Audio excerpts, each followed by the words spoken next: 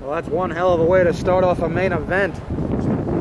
The last time we saw these two men go bell-to-bell, it was almost 2 years ago. I am more excited than you can possibly imagine. Pride Championship up for grabs here. The Jock has had a couple of shots at this belt. He says he doesn't deserve it. Well, that's his opinion, not mine. The Jock, arguably the greatest world's heavyweight champion of all time. One of the greatest tag team wrestlers ever. You gotta believe that this match, Black Dragon, one of the greatest Pride champions. We're really gonna see something here. Dragon snap, man, spinal tap, and Dragon's not gonna pull any punches against the Jock. You know he respects him a lot. When Black Dragon broke into the BWA in the summer of 2007, the Jock was on top with those tag team titles, also in that world title scene. Now we fast forward 3 years later, we're looking at a totally different scenario. The Jock's been out of it for a while. He's back here, you know, a few times just for this duck that clothesline. Oh, German suplex, and there's a staple of the Jock's repertoire. That suplex nailed perfectly by Dragon.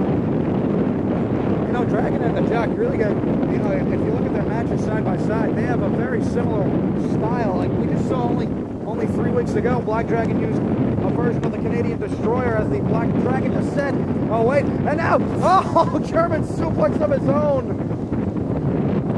These guys are trading holds in the beginning of this matchup, trying to get a leg up on the other, but almost mirroring each other's style. Dragon almost off the steal here. Wait, Jock looking to come in and nails that wall ride. Perfect. The only man on this planet that can do that walks across the wall and delivers a face buster. You know, we always talking about the unique aesthetics of the BWA. Are you getting a lot of close-ups on this? Very good shots. I'm trusting you. And the Jock in now, delivering those shots into a face buster. A lot of times you'd see him run up on the wall and able to hang on, but the Jock may have a little ring rust on him. He's not gonna make any mistakes or try anything here that he hasn't practiced in quite some time. Oh! And Dragon able to telegraph that into a power slam. Well done. And no, doesn't get him.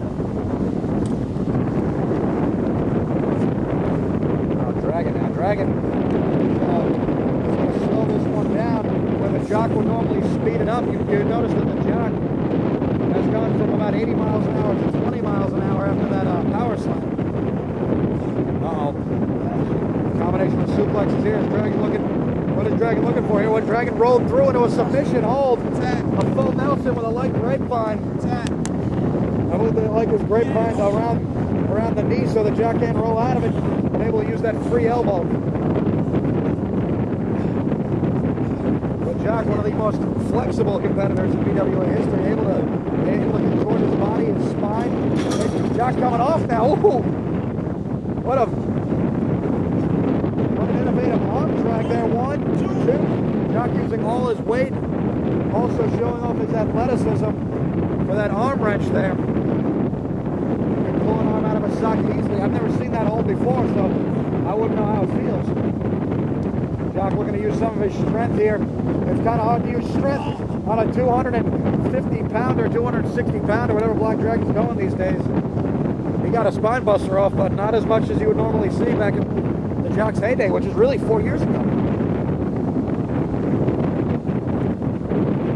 Jock now looking to keep control here. Have to change up his game plan just a little bit. Looking to come in. Oh my God! Looking for the Hurricane Rana and a counter by Dragon, and that's the mistake that the Jock had to worry about making that mistake early in this match. 2, 3, 4. And Dragon realizes that when you get the Jock in a situation like that, you cannot by any means worry about the rules, worry about anything else. You got to take out your opponent. Dragon is not champion by accident, I'll tell you that much. He still has that attitude belt as well. So Pele! Oh, and Dragon got caught. Give her a cover here. That is a cover. 1, 2. Ref way out of position. That would have caught him. Dragon looked like he got hit right in the eye or something there. He was disoriented for a second. All it takes is 3. Then this match, Jock looking for something here. Dragon still clutching that eye. Can't quite see what's happening here. He's waiting for Dragon and gets him! Gets him with the world's coolest neck breaker. Jock has to be very patient here. He can't be that spitfire of a champion that he was many years ago. He's a challenger right now. He has to realize that, oh boy, counter into a spine buster by Dragon. He must be regaining his vision at this point.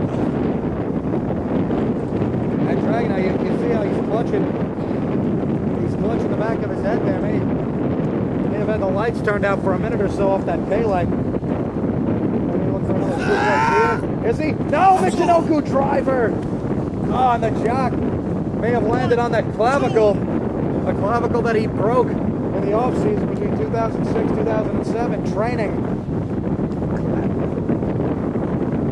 That'd be the collarbone. For most of you people who have no idea what a clavicle is. And the Jock looking to ignore that pain either way. Has him up on the shoulders. Oh boy. Oh! And doesn't get all of the move that he wanted, but able to take Dragon down. You noticed after the spine buster, after what seemed to be a fireman's carry maneuver, maybe a TKO, it's not exactly how the Jock wants it. He cannot do the kind of things to Black Dragon that he's done to smaller competitors in the past. But remember, when the Jock won the title, he was in a triple threat match with two guys that were a little bit less than 200 pounds. Black Dragon has 70 pounds on those guys. Jock Irish Whip. Dragon is coming back here. Oh, bicycle kick! Oh man, and the Jock. Well, the Jock has never seen a bicycle kick before, I guarantee you. That move is like a train wreck. You've seen so many people feel those after effects from that move for minutes, maybe more than that. Wait, Jock landed on his feet out of that backdrop maneuver. And now looking for another power maneuver. The Jock trying to still employ this power game. Has to prove a lot here in the BWA and still cannot get his moves off. Cannot hit that pogo pile driver whatsoever on Dragon. The Jock may have to take to the air or think of something else here. He's trying to look where he is. Maybe go for a moonsault, maybe not take a chance like that. The Jock takes this match very seriously. And once he realizes what he can't do, he has to worry about what he can do. Dragon there took that one right in the stomach. Jock now looking to come in, looking to vault over. What? I've never seen this before! And takes him over with the head scissor. Got him. Well, the Jock realizes the count-out victory would look pretty good on his resume, but will not bring him that Pride Championship. And he did say it's not about that. He loves wrestling. He loves this sport. He loves being back in it. Dragon now gonna beat that count of 10 easy. But he understands now the Jock's game. The Jock doesn't need to beat Black Dragon here for that Pride title. He just wants to wrestle. And that's dangerous. Because Dragon has to defend that belt every week. Go behind there, move to the midsection. Dragon absorbing that one. And the Jock up, taking off for a second. Now you notice that the Jock now trying to wear down Dragon. Not really trying to go in for another one of those power moves. Nice leg sweep as well. If Dragon comes down to a certain size. Oh, wait, block the basement drop kick into the ankle lock. And the Jock on the line. He's got to break the hold. He's got a count of 5 here. And Dragon holding those holds, not because he wants to be an asshole. He's holding the holds because he realizes that's the amount of time that he has before he's disqualified. And if he can do that kind of damage, more power to him. That's what the rules are there for. And now, sort of a knee breaker there. I think the Jock now, who was working on Dragon's legs earlier, maybe regretting that decision. Dragon now. Oh man, and another move. Oh, capture suplex. Controlled the leg as well. Here we go, one. No. The Jock needs weight on him to be able to stay down for those covers. The Jock is very resilient. Now think about it here. And the Jock's still trying to use his legs for whatever reason. Jock coming off again. Oh! Came in off with a low ride into a drop kick to the midsection there. Or maybe it landed a little higher. Oh! No good.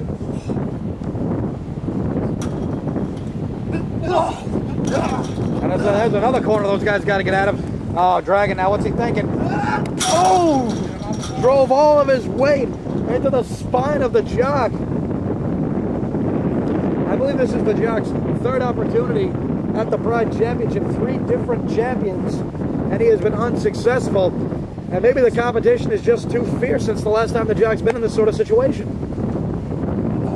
Trying to get him on the shoulder. Dragon's got him up. Power slam position. Trying to set him up in the corner and does. Running power slam. Well done. Referee didn't have to be in position to see that.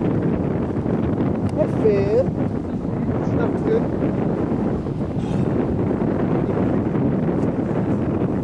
Yes, you got 1 inch taller. I'm sorry. I didn't mean to. Jock now controlling an arm wrench. A couple of kicks to the spine, but I don't know what he's thinking here. He's already exhausted most of his maneuvers on Black Dragon. Looking for something. Looking for a power slam of his own. Oh, no, no, no. There's no way he's getting this. Oh, and he does! The Jock able to nail the catatonic, but how much did he get? 1, 2, and no! Oh, so close. I thought we almost had a new champion there. The Jock has his arm on the line for a reason. Wants this hold to be broken.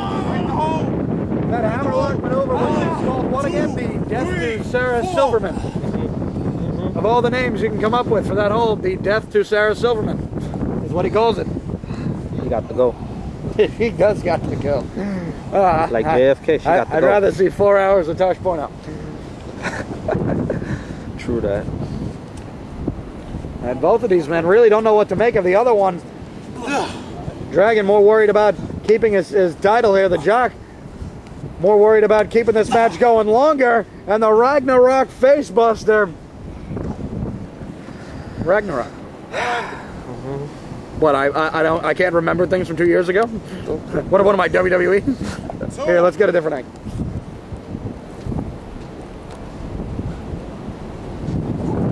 And the Jock just keeps coming, man. He doesn't quit for nothing. I would have stayed down a half an hour ago.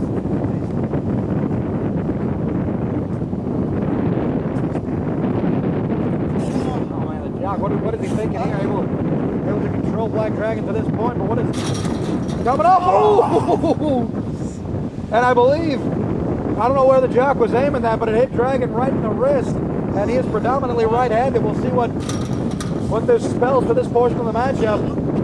The Jock now looking to hit something off here. I don't know. Dragon's pretty fucked, and the Jock still do what he did that many years ago. Patriot Missile, and does, and that one was focused. That was focused directly into the wrist he just damaged off the last maneuver. The Jock can now stay off the legs and focus on that wrist. This is the saving grace in this matchup. Pride Championship up for grabs here, and the Jock got a hold. He's got a handle on that. A version of the Fujiwara armbar. The Jock using his body, maybe almost bridge back here. And Dragon used his strength. He had to use whatever strength he had left in that shoulder. He cannot even deal with the fact that he has that injured wrist now. We don't know how badly injured it is. 2. Both men with a count of 10 to return to their feet. I don't think that'll be a problem. Jock now into a corner here. Calling Dragon in, but I wouldn't. Dragon's ready for him. The Jock trying to outsmart Dragon. Oh! Dragon was thinking something else. He got caught. And now the Jock pulled one out of Havoc's playbook with that terminal velocity.